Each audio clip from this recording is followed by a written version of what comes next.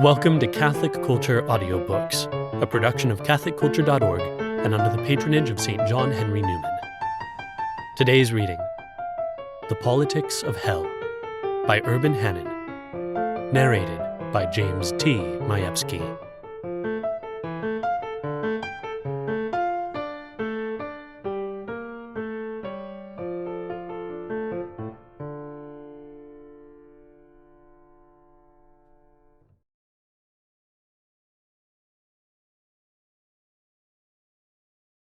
Let's start with a little guided meditation. I want you to imagine a society made up of self-absorbed, atomized individuals, a society in which the various members tolerate each other because they know they need each other, but only so that each of them can achieve his own private ambitions and desires. A society, moreover, that is in open rebellion against its own origins. Sound familiar yet? Now I want you to imagine that, once upon a time, this society had been noble and civil and good, but that its citizens, especially its elite citizens, out of a disordered sense of pride, effected a revolution against that received ancient order. Imagine, if you will, that this revolution had some ironic consequences, such as that, in the name of liberating themselves from being subject to any official king, these citizens wound up creating for themselves an even more oppressive and authoritarian regime, and that their honorable hierarchy, which in their pettiness they would have liked to dissolve altogether, was merely replaced by a dishonorable hierarchy, that they traded an ordered harmony for hostile power relations, and a common good for private vices. Now imagine that this populace, who again hate their own heritage and devote all their time and energy to contradicting it, loudly, is in fact deeply unsatisfied, frustrated, lonely, sad. And yet imagine that, despite their unhappiness in this society, they also live in constant, ever-growing fear that this society of theirs and everything it stands for is on the verge of defeat.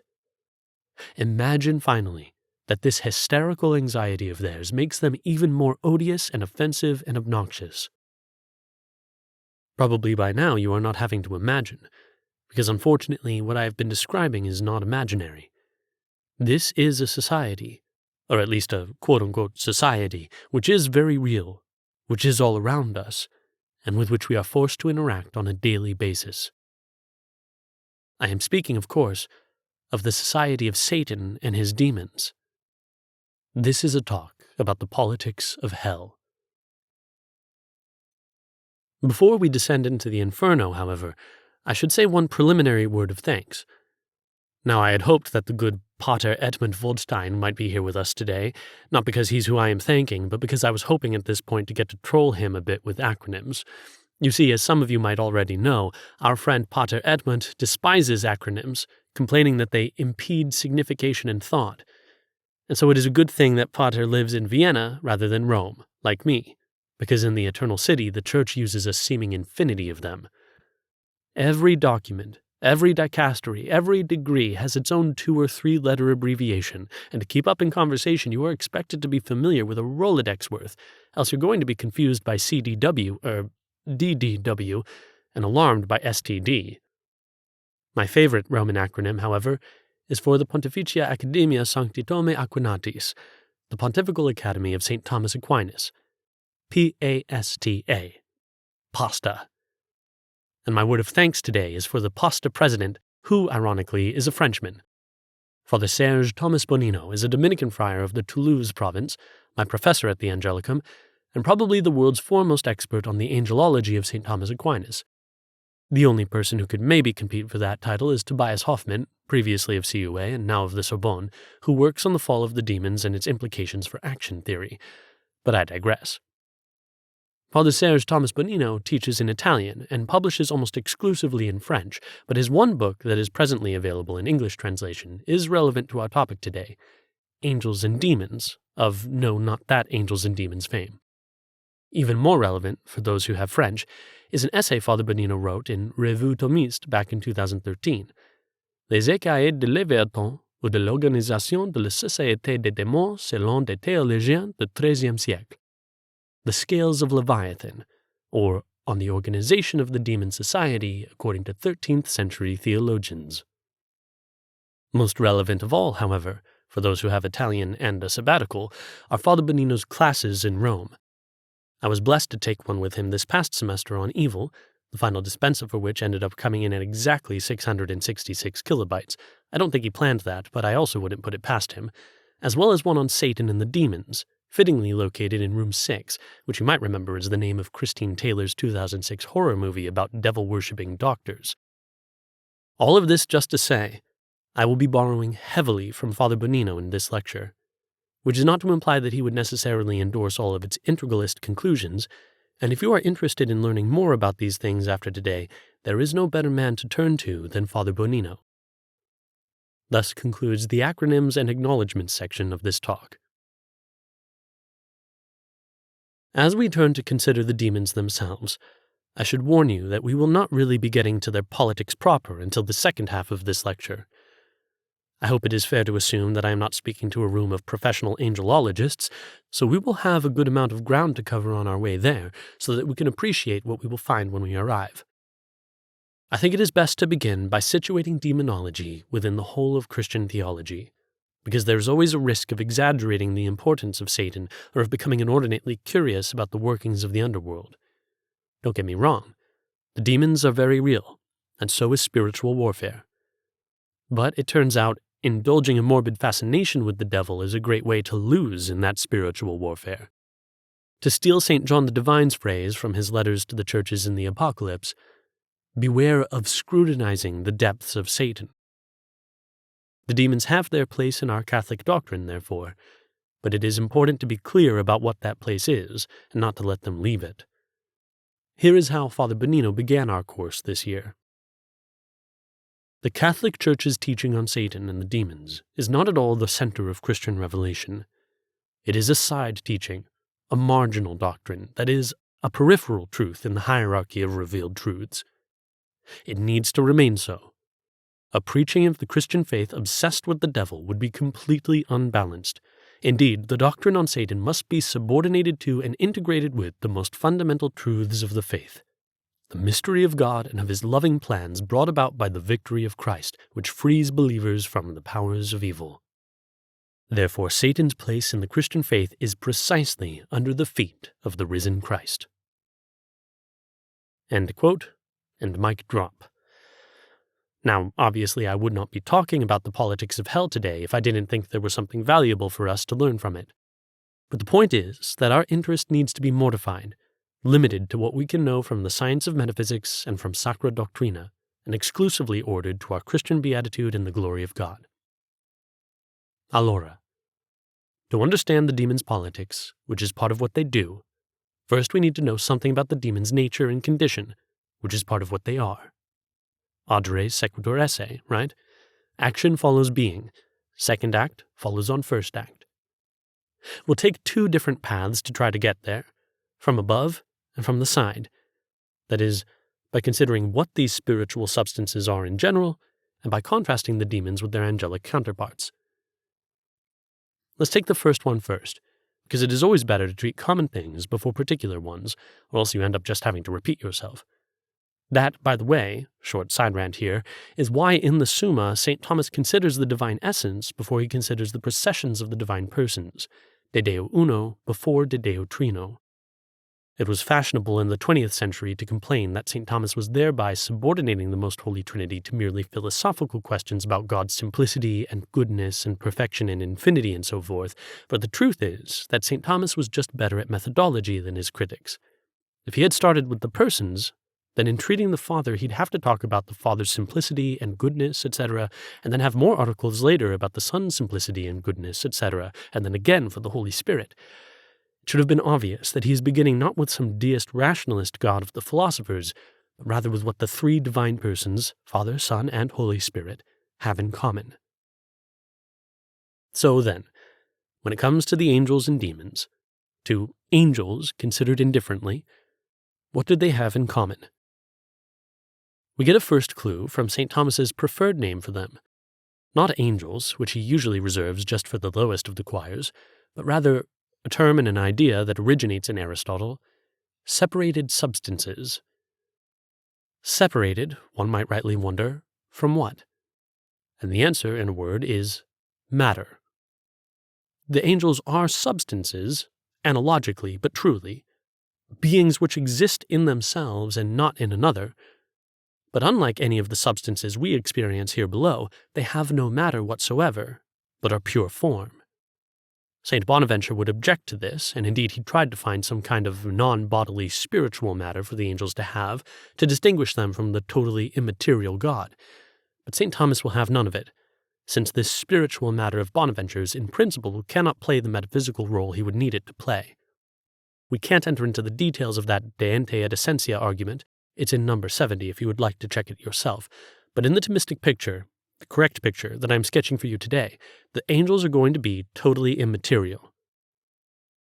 They are still infinitely inferior to God, because their angelic simplicity does not reach to the distinction of being and essence. But in terms of essence itself, the angels really are immaterial and simple. They are forms, and so minds, and so, by Boethius's famous definition, persons.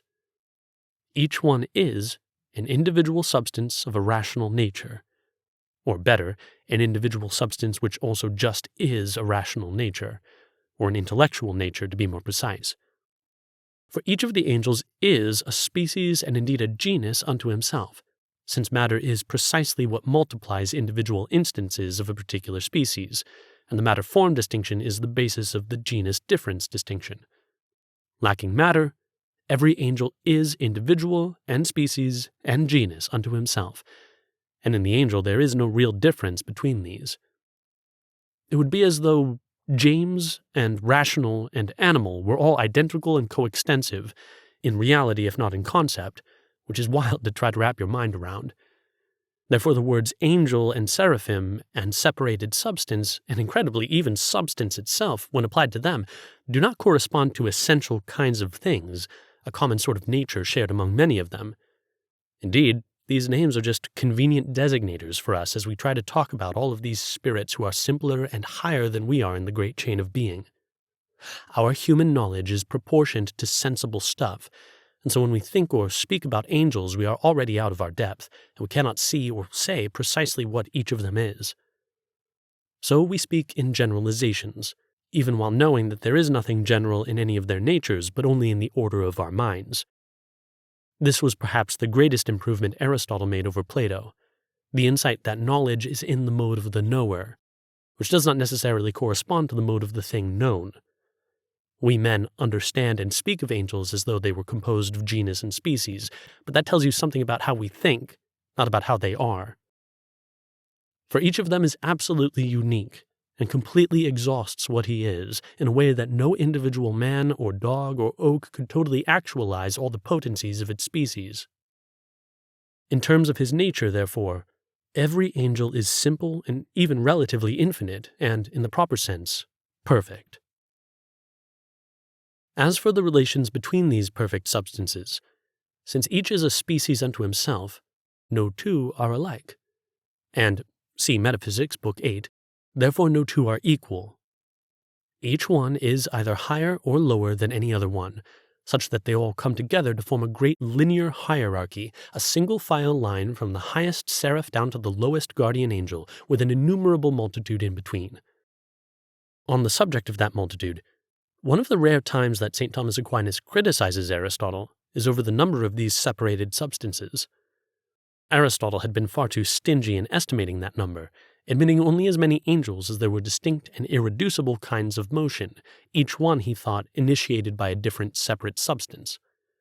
In the De Substantiis Separatis, St. Thomas prefers Plato's much more generous reckoning of the number of angels, going so far as to describe Plato as representing the via sufficientior, in contradistinction to Aristotle's via manifestior.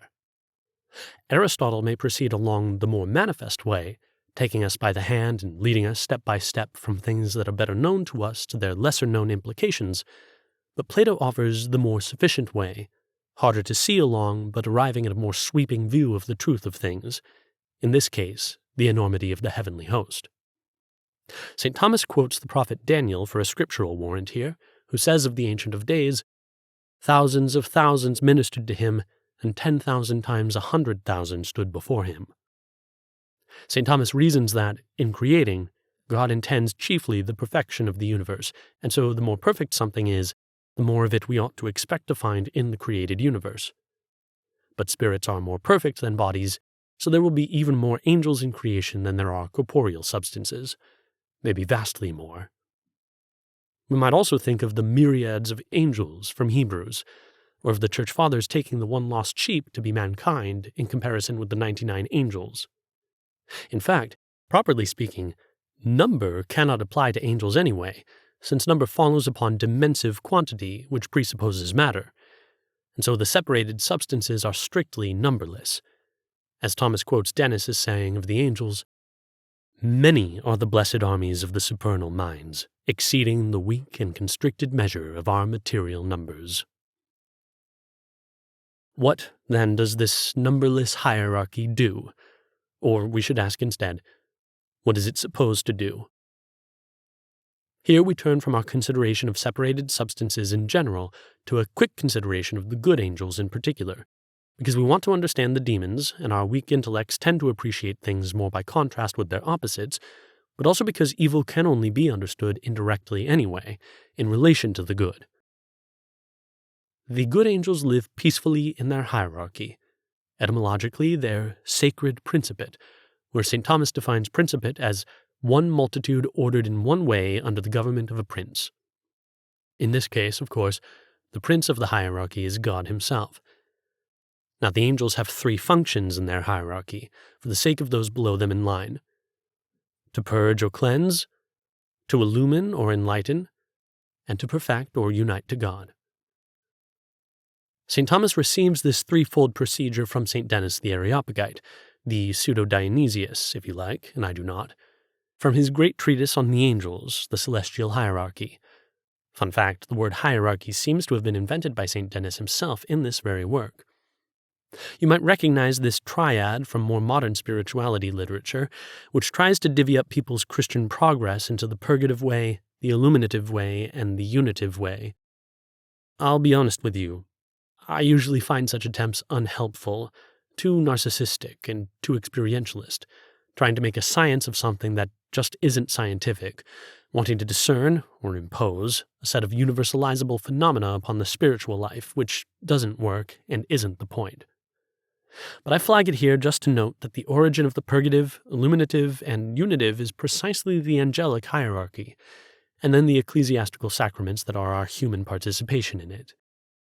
The good angels are constantly communicating God's goodness to those further down the hierarchy, drawing them further up and further into the happiness of God by purifying, enlightening, and perfecting those entrusted to their care. What form this action takes depends upon where exactly the angel falls in rank. St. Denis had turned to Scripture to learn about the various classes of angels within their overall ordering, to Isaiah, Ezekiel, Colossians, Ephesians, Jude. And so it is to St. Denis that we owe the traditional 9 choirs of angels, 3 hierarchies, each with 3 orders within them: seraphim, cherubim, thrones, then dominions, virtues, powers, and finally principalities, archangels, and angels. You might remember the scene from Canto 28 of Dante's Paradiso, where Beatrice recalls that St. Gregory the Great had arrived into heaven, beheld the angelic orders, and been forced to admit that Denis was right and he was wrong, since he, Gregory, had switched the virtues and the principalities. Disse medesimo rise, Beatrice says. He smiled at his mistake. But St. Thomas is nicer than Dante, and he gives St. Gregory the Great a way to save face by saying that both accounts are reasonable and that they might even amount to different words for the same teaching. We will leave aside the details of the incredibly intricate bureaucracy of this 9-fold order, which Father Benino joked would be the envy even of the Italian administrative state. In fact, St. Thomas says that if we knew the angels perfectly, we would know it to be even more intricate, because rather than 9 generalized choirs, in which the higher ones tend to look up to God and the lower ones tend to look down for creation, we would see that every single angel has his own particular role to play in the hierarchy. Nonetheless, do notice that the word choir is especially appropriate here, since the noblest work of all the angels, even more important than their purifying, illuminating, perfecting, is the laus perennis, the praise of God. The action of the good angels is, first and foremost, a liturgical action, as ours is meant to be too. And indeed, it is for the sake of God's glory that the higher angels assist those subject to them in the hierarchy, inviting them to worship God and enabling them to do so as beautifully as possible. We turn at last to the demons themselves. I will not say too much here about the fall of the demons, which, in better ages that could sustain serious speculative theology, was always the subject of controversy. For those who are interested in additional reading, I think St. Thomas's best treatment of the demon's fall, which corrects certain problems in his earlier attempt from the prima pars of the Summa, comes in question 16, article 4 of the De Malo, his Disputed Questions on Evil. Suffice it to say that Thomas presents all the separated substances as having been created in grace, with a first moment of natural knowledge and love for God, and after this, another moment in which the angels charitably accepted and the demons pridefully rejected the call to a supernatural knowledge and love of God. Father Bonino explains the devil's motivation thus. Satan, in his pride, considered the conditions of this supernatural invitation humiliating. He regarded them as evil and therefore preferred to stick to the enjoyment of his own natural perfection, insofar as first, it belongs to him by right of nature as if he were its master, and second, it distinguishes him from others. He preferred to remain first in the lower order instead of becoming one among others in the higher order. He has experienced the drama of the little boy who has to leave elementary school, where he is the senior, the boss, to move on to 6th grade, where he would become the smallest among the big boys. And so Satan spurned God's invitation to a supernatural destiny in a kind of diabolical version of Peter Pan syndrome, with the other rebel angels as his lost boys. As punishment for this narcissism, ever since that moment of perfect, eternal demerit, the demons have experienced the pain of loss, the deprivation of the beatific vision and friendship with God, which is the only true happiness. Additionally, as further consequences of that most capital punishment, the demons' intellects also have been darkened vis-à-vis supernatural knowledge. Their wills have been made obstinate. They have suffered grief in their resistance of their wills to the way things are. Father Bonino says that they are allergic to reality. And they have been cast into hell and the earth's dark atmosphere as places of punishment for their original and perpetual sin. What is surprising, however, and what will be especially pertinent to the demons' political arrangements, is just how much stayed the same for the demons despite their fall. Their natures, in fact, are entirely intact. Now, I'm sure everyone here is familiar with the Thomistic adage, grace perfects nature, but the flip side of that is that sin does not destroy nature either, for us or for the demons. Both grace and sin are accidental modifications of a stable underlying substance. Otherwise, if grace were to replace nature rather than perfecting it, then among other absurd consequences, converting to the faith would actually be bad for me, because the me there would cease to exist and give way to some totally different person who would step in to take my place. This is not what the tradition means by putting off the old man. Now, it's true that grace, as a participation in the divine life of the Most Holy Trinity, is actually nobler in its essence than the human soul. Nevertheless, in its mode of being, it is still just an accident, a quality, an entitative habitus, if you like, existing in the substance that is man. So likewise, sin is an accidental corruption, not an essential one. This is not to downplay how bad it is. All of our blessedness or wretchedness is a matter of accidents. Only God is happy just by his essence. But it is to say that sin leaves intact the underlying nature of the sinner. And so, whatever the demons possessed by nature in that first prelapsarian moment of grace, they still have today in their state of punishment. St. Thomas constantly repeats this Dionysian principle from the celestial hierarchy.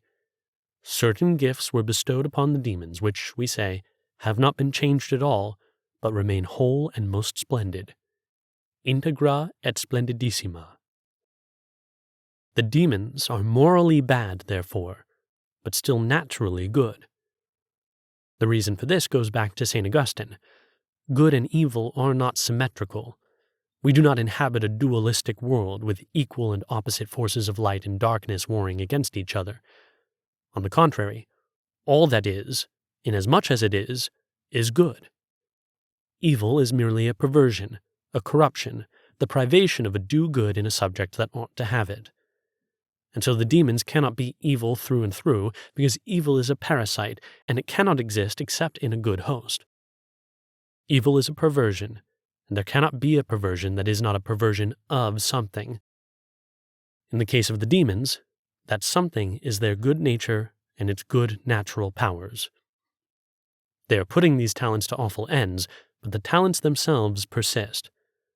As St. Thomas says, although the demons do not have the purity that is through grace, nevertheless they have purity of nature, puritas naturae.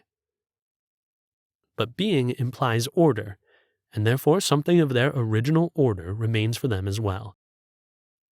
We arrive at last at the politics of hell.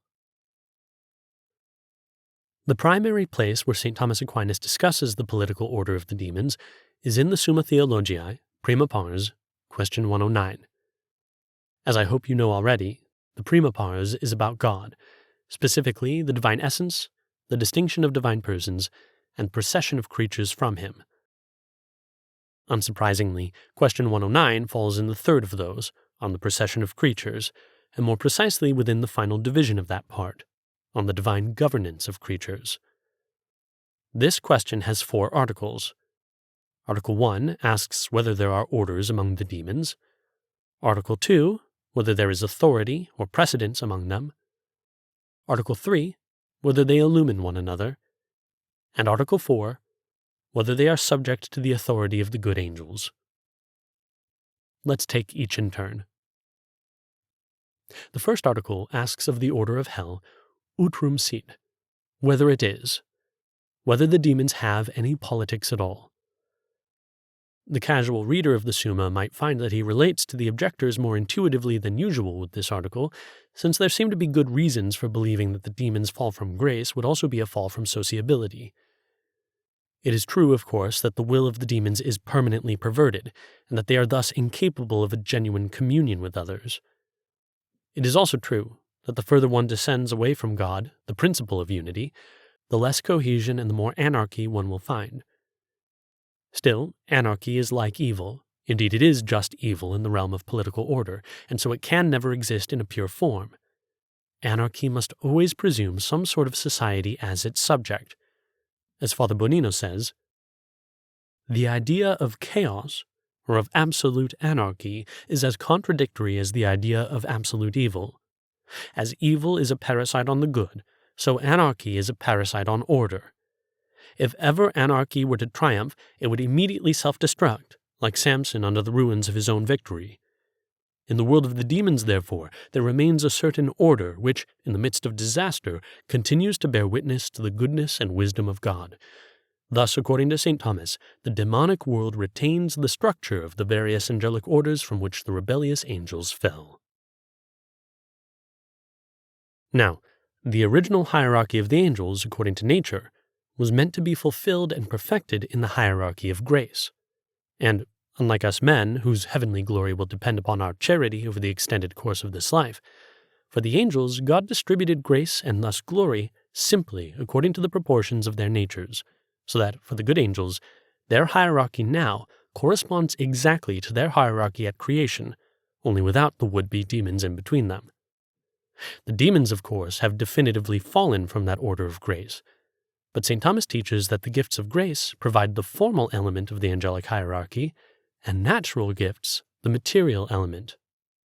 Once again, grace perfects what nature disposes, and so the demons, the fallen angels, keep exactly the same order vis-à-vis their fellow demons that they had before the fall, because those natural dispositions, that matter for the hierarchy, has endured unchanged.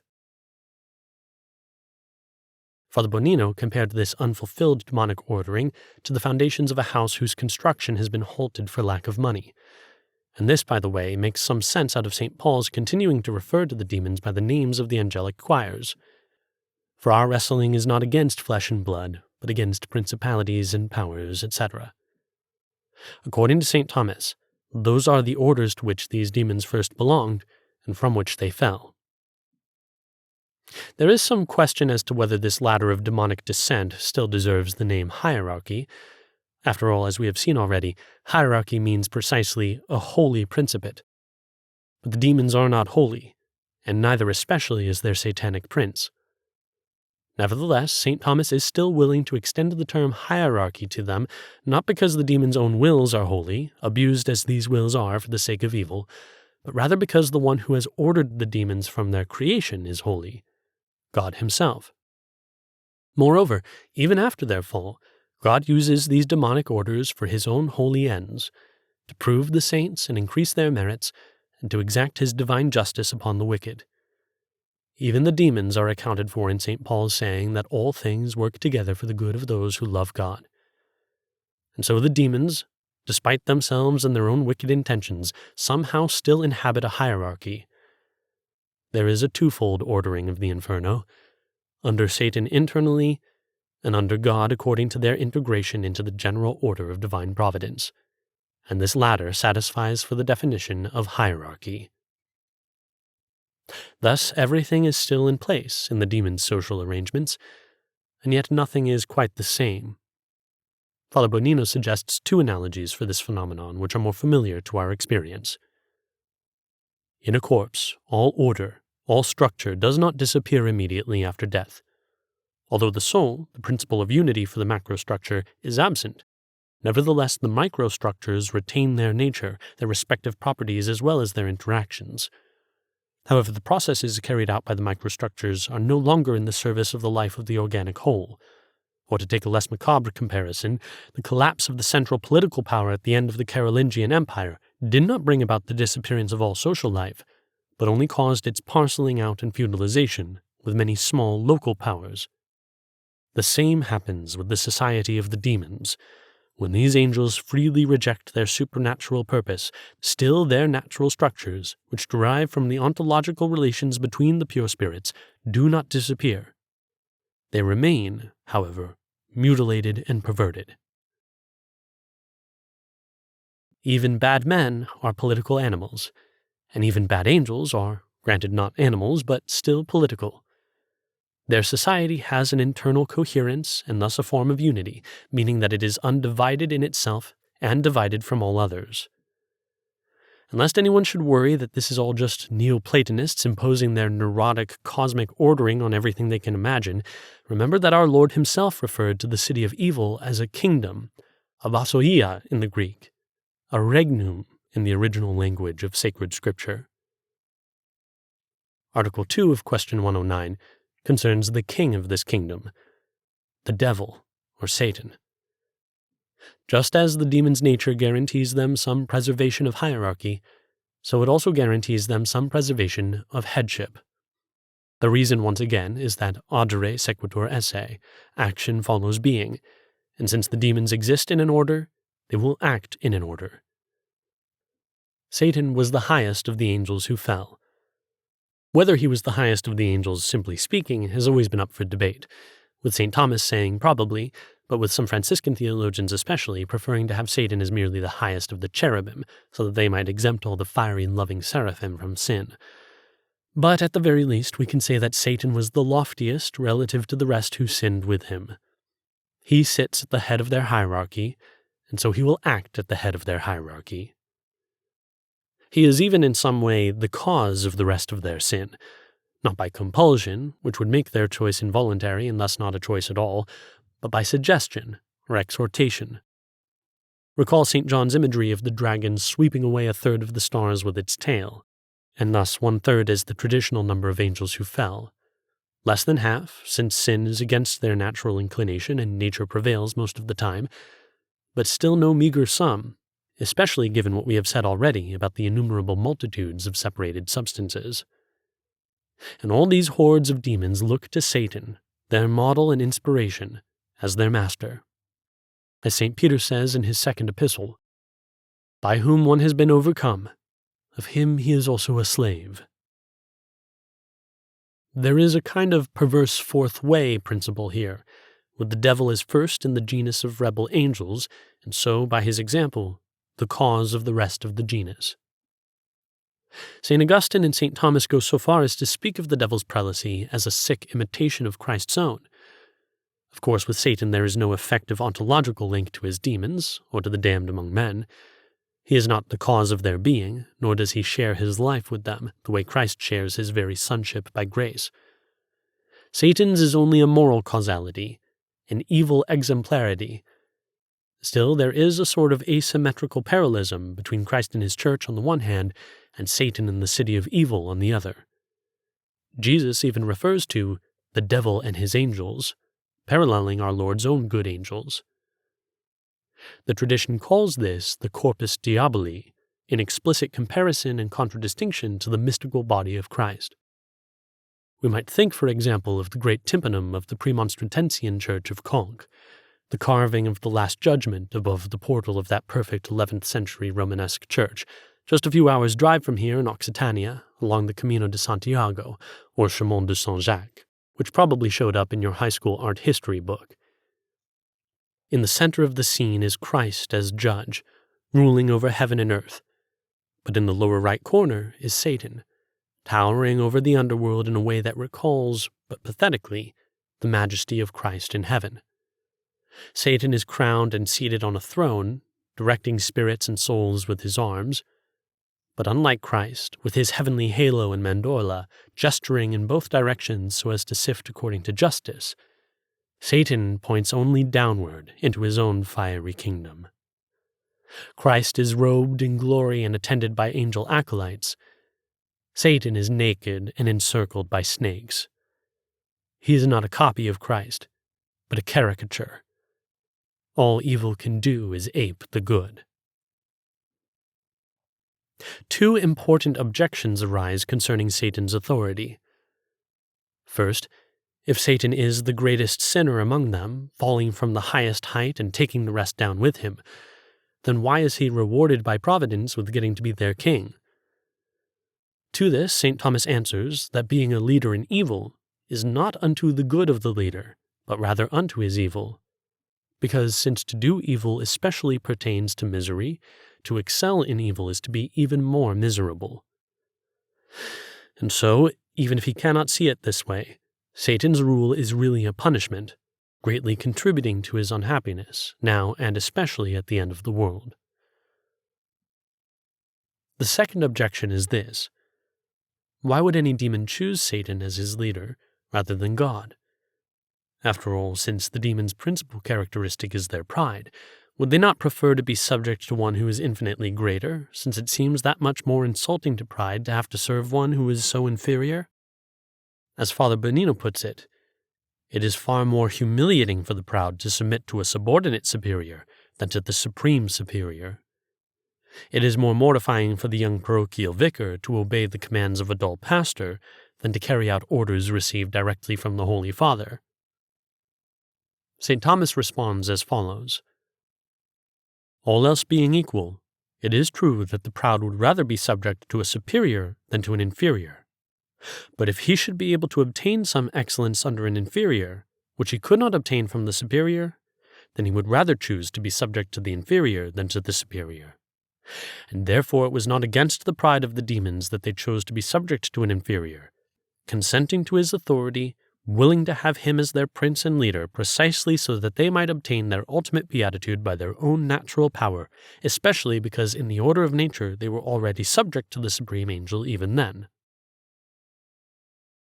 Thus, although Satan harbors the illusion that he is like God, an end for others, really the lower demons submit to him not for that reason, but only because they think that submitting to Satan will let each of them become the ultimate end for himself. They too want to be like God, totally self-sufficient. Non serviam is not just the slogan of their rebellion against the old order, but it is also the animating political philosophy of their new order itself. They are not seeking together the common good of the city of evil, but rather each one is seeking only the affirmation of his own excellence and interest. As far as the demons are concerned, theirs is merely a kingdom of convenience. Now, you might think that such coordinated self-interest would not be a very strong basis for political unity. You would be right. There is no true concord in the infernal kingdom, for concordia means a union of hearts, and the antisocial principle of pride breeds only discord. As Father Bonino says, pride nurtures a constant preference for its own good to the disregard of the common good. One thing that does help to unite the demons, however, is their common enemy. They forge a social contract, as it were, in order to wage war more effectively against God and man. Thus St. Thomas writes in the reply to an objection, "The concord of the demons whereby some obey others is not from any friendship that they have among themselves, but from their common wickedness, by which they hate men and fight against the justice of God. For it is proper also to wicked men that they should join themselves to one another and be subject to those whom they perceive to be stronger for carrying out each his own individual wickedness." Among the demons, therefore, there is no mutual affection. There is no internal and moral concord based on civic friendship, but only an external and instrumental alliance. Again, Father Bonino, "As we know, external politics is an excellent diversion when there are serious domestic political problems. Sacred union against the external enemy is a remedy against internal political divisions. Thus hatred against God and men brings the demons together and leads them to moderate their hatred of each other." Of course, this is no true political common good, but only a collectively self-interested compact of the sort one might find among a band of thieves. Satan is not so much a monarch as a mob boss. All of this is the story the demons tell themselves about why they tolerate Satan in one another.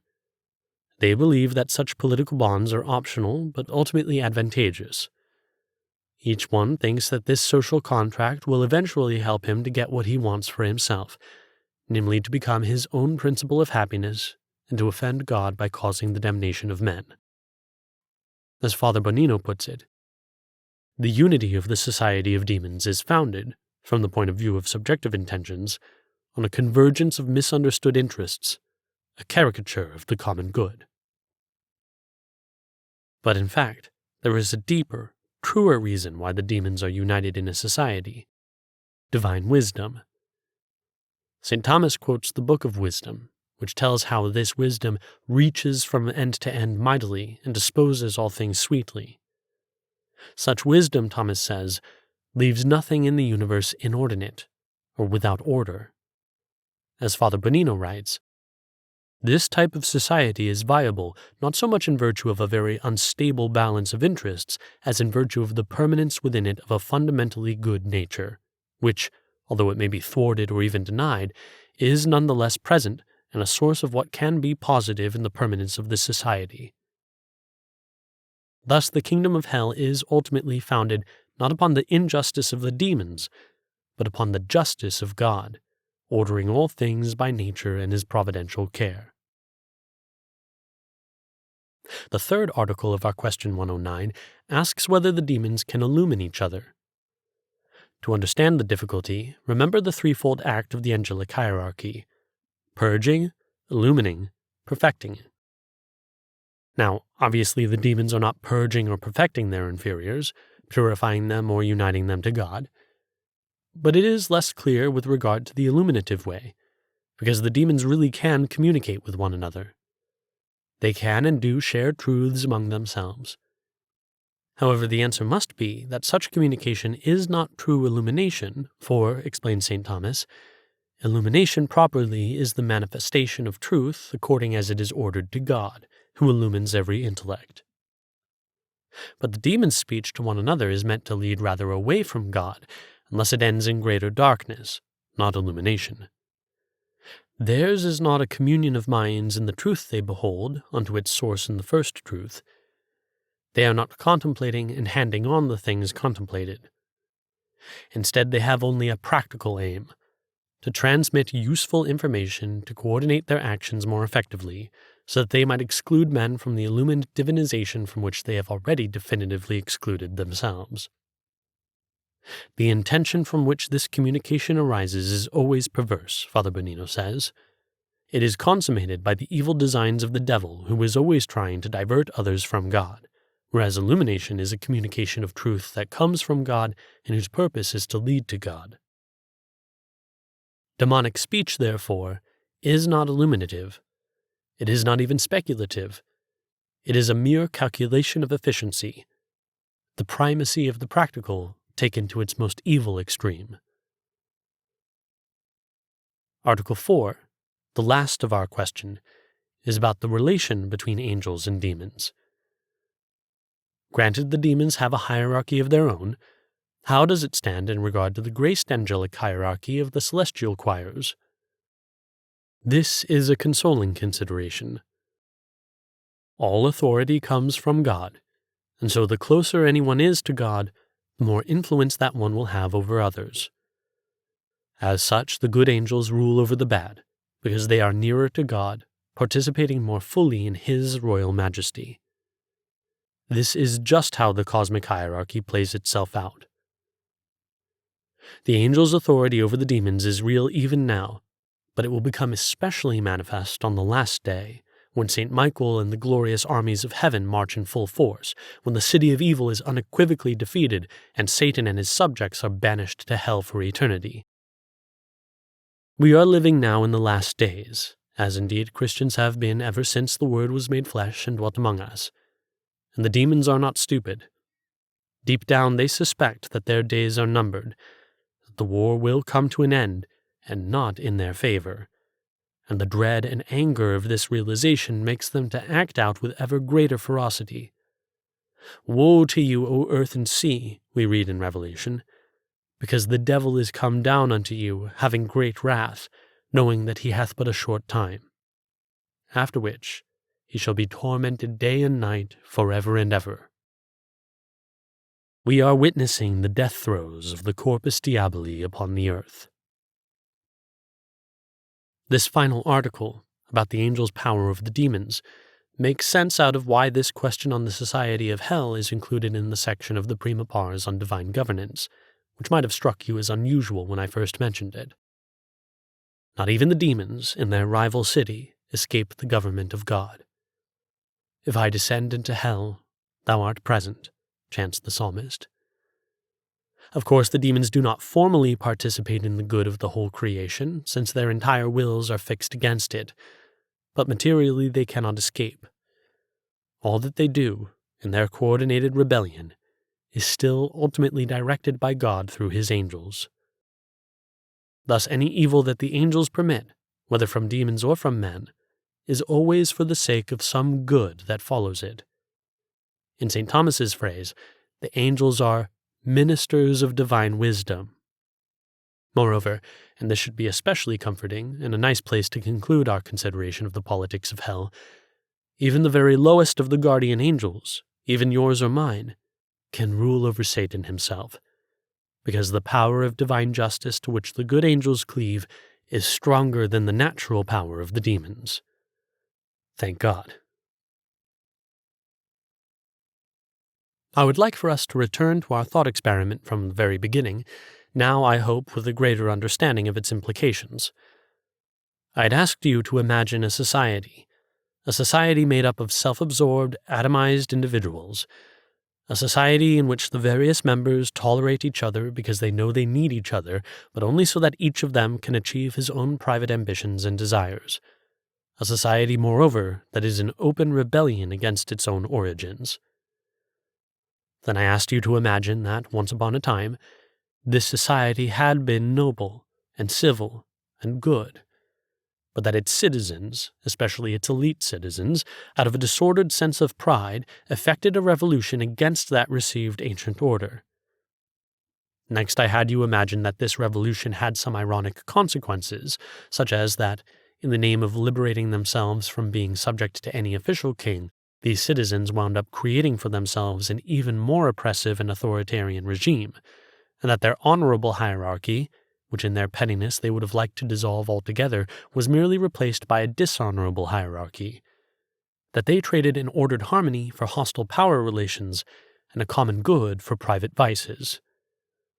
You further imagined that this populace, who again hate their own heritage and devote all their time and energy to contradicting it loudly, is in fact deeply unsatisfied, frustrated, lonely, sad. And yet you imagined that, despite their unhappiness in the society, they also live in constant, ever-growing fear. Fear that this society of theirs, and everything it stands for, is on the verge of defeat. You imagined, finally, that this hysterical anxiety of theirs makes them even more odious and offensive and obnoxious. I used to think that St. Thomas Aquinas had never addressed liberalism in his political writings, living as he did several centuries before the Enlightenment. I was wrong. He treats it carefully and critically in the text we have just considered. Prima pars, question 109, on the political arrangement of the demons. It is terrifying how similar St. Thomas's account of the politics of hell is to Immanuel Kant's account of the ideal government. Kant even refers to such a state as being perfect for a population of demons, secured with general laws for conserving their common accord, laws that pit particular sentiments against each other so that they might procedurally neutralize the proud egoistic dispositions of each individual. Kant is here at antipodes with the political thought of St. Thomas Aquinas, remarks Father Bonino. As I expect everyone here will know well, St. Thomas teaches that society arises from the natural sociability of man expressed in civic friendship and ordered to his temporal common good, itself ordered to his spiritual common good attained in and through the Roman Church. It is the Catholic alternative to Kant's Lutheran individualist state of nature, in another Protestant's catchphrase, a war of all against all. It is the angelic alternative to Kant's republican rule for a race of demons. For in St. Thomas's Dionysian worldview, the angelic hierarchy is to serve as the archetype of our human societies, both political and ecclesiastical. James Madison was wrong, therefore, that if men were angels, no government would be necessary. As we have seen, the angels have an elaborate government, and theirs is meant to be the model for ours.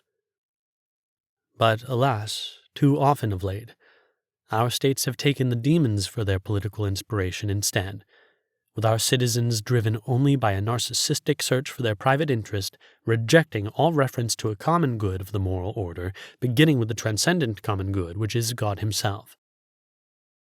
Granted, there are dissimilarities here as well. Unlike the angels, our societies are not founded upon essential inequalities, since all men share a single species. And unlike the demons, no human society is definitively fixed in its rejection of God. Nonetheless, the similarities are pronounced, and they are not accidental. Liberalism has traded a hierarchy unto God for an every man for himself tyranny. We will conclude with one final quotation from Father Serge Thomas Bonino. The demonic society offers us an interesting theoretical model for thinking about the not always theoretical possibility of a society that either rejects or disregards any reference to the objective moral good and merely ensures a more or less peaceful coexistence among individuals who are deemed evil and guided solely by the pursuit of self-interest. Reflection on the demonic city confirms our contemporary experience. Such a society is feasible. It survives by virtue of a certain amoral, unjust, and precarious balance that is established between the subjective interests of each of the individuals involved. However, this society survives above all and most profoundly because the natural tendencies that lead each being toward the objective good of its own nature remain active in it, though disavowed and opposed on the reflective level. In other words, what is old hat for us by now? Liberalism survives by exploiting pre-liberal resources, the resources of the very metaphysical order and natural law that it speculatively denies. By grace, St. Thomas teaches, we are to be taken up into the orders of the angels, perhaps filling out the places in the celestial hierarchy vacated through the fall. And so our politics should be practicing for that ascent, and indeed helping to accomplish it, by ordering us together toward our true good. Whereas liberalism prepares our souls to be slotted into the demonic order of hell, of which it is an alarmingly accurate imitation. May our better angels prevail. Regina Angelorum, ora pro nobis. Omnes Angeli Dei, orate pro nobis.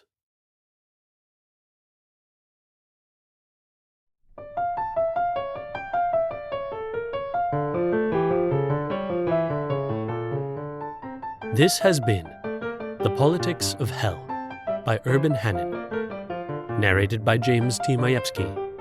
Production copyright 2022 by Trinity Communications. This podcast is brought to you by CatholicCulture.org and made possible by listener support. To donate, please visit CatholicCulture.org/donate/audio. That's CatholicCulture.org/donate/audio.